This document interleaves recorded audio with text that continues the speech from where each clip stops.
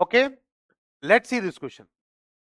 इस क्वेश्चन में क्या है, the sodium metal crystallises in a body centred cubic lattice.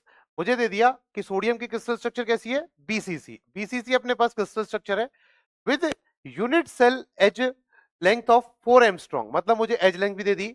The radius of sodium atom is, मतलब मुझे एज लेंथ दे रखी है, रेडियस पूछ ली सोडियम एटम की, तो कैसे निकालोगे? तो देखो, जो अपने पास बीसीसी होता है, बॉडी सेंटर्ड क्यूबिक स्ट्रक्चर होता है, बॉडी सेंटर्ड क्यूबिक स्ट्रक्चर के अंदर कौन से एटम स्ट्रचिंग में होते हैं? आप देखोगे, एक कॉर्नर, एक बॉडी सेंटर और एक आपका फिर से कॉर्नर। मतलब अगर मैं बॉडी डायगोनल बनाऊं तो ये मेरे पास क्या है, बॉडी डायगोनल।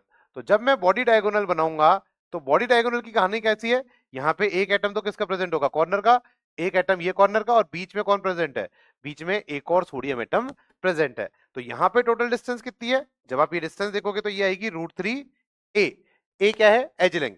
तो जब आप देखोगे तो √3a जो होगा that is equal to 4 into radius of sodium atom, है ना, क्योंकि एक रेडियस तो ये रहा, एक आर ये रहा, एक आर ये रहा और एक आर लास्ट में ये रहा। तो टोटल कितने हो गए, 4r हो गए। √3a is equal to 4r।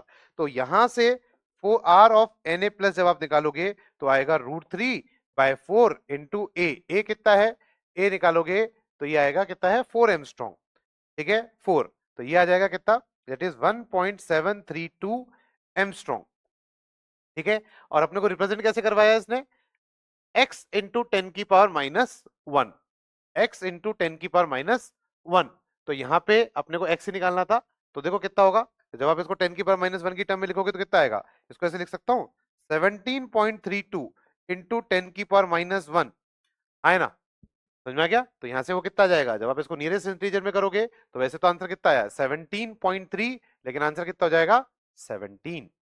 ठीक है, यहां पे जो कंसेप्ट अपना यूज हुआ है वो हुआ है types of unit cell. Types of unit cell में 3 body centred cubic,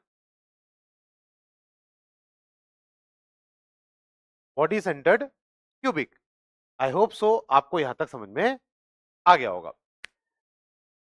thank you.